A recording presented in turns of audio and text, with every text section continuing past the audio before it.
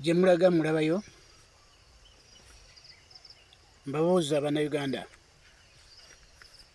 gye mulaga mulabayo kubanga bwe ntunuulira embeera gye mulimu kati nga munoonya omufuzi naddala omukulembeze w'eggwanga lino n'abakulembeze abalala ndaba ekkubo lye mulimu mu maaso ndaba ekizikiza ekikutte kazigizigi ndaba ekkubo lye mukutte likutte kazigizigi kizikiza kyotoyinza kuyisa mu liiso mbasuubira kuba nti mu kiseera kino mu mwaka gwa 2025 kati nga twolekedde kuyingira 2026 mbasuubira kuba nti mwali badde mukutte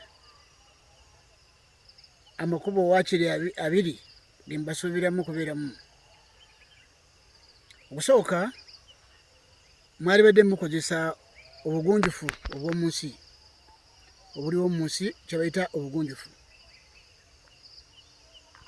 Ku ludda aliwo obugunjufu, omanyi obugunjufu businga obuyigirize bwe muwanika kubanga ebintu bye mulimu tebiraga bugunjufu, mulwanagana, tujja kuteŋŋana, obulamu mwena mujjudde obukaawu. Kabonero akalaga nti temulina bugunjufu kubanga abaayi mu mawanga mwegomba g'abazungu entalo z'omunda bazirina. Amerika balina entalo z'omunda, Bulaaya balina entalo z'omunda, anti z'ensi ze mugamba nti zirina obugunjufu. Kaakati obugunjufu bw'abazungu bwe mwegomba lwaki si bwe mugoberera? Kubanga mwali badde temukyalina entalo z'omunda naye era temwebuuza n'okwebuuza nti lwaki bo tebazirina? Tewaliyo byabufuzi? Naye mbategeeza nti eryo kubo mwali badde mwebuuza lwaki Africa yote entalo z'omunda zikyeyongera, zikyagenda mu maaso. Ekitabo kino Rise of Africa nakifulumya 2026 kiraga obutali bugunjufu bw'Abafrika. Abafrika muduma budumi. Ekitabo kino kyakagasibwa abakugu, kyetaaga nakyo mumanye ebikirimu. Ekyo kuba mwali badde mulikwata waakiri ebya Katonda bibasanga awo. Naye bw'oba mukyali mu kunoonya kubeera n'entalo z'omunda kiba kitegeeza nti mulaze obutali bugunjufu Bannayuganda kufaanagana n'Abafrika abalala ate. Ekkubo ddala lye mbasuubira okukwata mu 2026 mwali badde mumanya nti Katonda agamba ki? Kubanga Uganda abantu abakkiriza Katonda ne Yesu Kristo bebasinga obungi mu Uganda wano, naye ekkubo lye mugoberera kuba kati Bayibuli bangi bagirina mu maka. Ekkubo lya Katonda lye mugoberera mujjudde obukyayi, mujjudde obulabe. Mukama waffe Yesu mu kitabo mu Enjiri ya Matayo essula 5 n'olunyiriri okuva ku 43 Yesu yagamba nti mwawulira bwe bagambibwa nti oyagalanga munno okyawanga mulabe wo, naye nange mbagamba nti mwagalenga balabe bammwe, musabirenga babayiganya, mulyoke mubeerenga abaana abakitammwe ali mu ggulu. Kubanga enjuba ye ajaakiza ababi n'abalungi, abatonyeseza enkuba abatuukirivu n'abatali batuukirivu. Kubanga bwe munaayagalanga ababaagala mulina empeera ki? N'abawooza tebakola bwe batyo? Bwe munaalamusanga baganda bammwe bokka munaabasinzangawo ki? n'abamawanga tebakola bwe batyo. Kale mmwe mubeerenga batuukirivu nga Kitammwe ali mu ggulu bw'ali omutuukirivu. Kaakati muli ludda wa Bannayuganda? Amadiini gateevuunya nga munyeera mu ggwanga lino, amakanisa gajjudde mu byalo. Kaakati muli ludda wa? Mugamba tujja kutingana, muli ludda wa?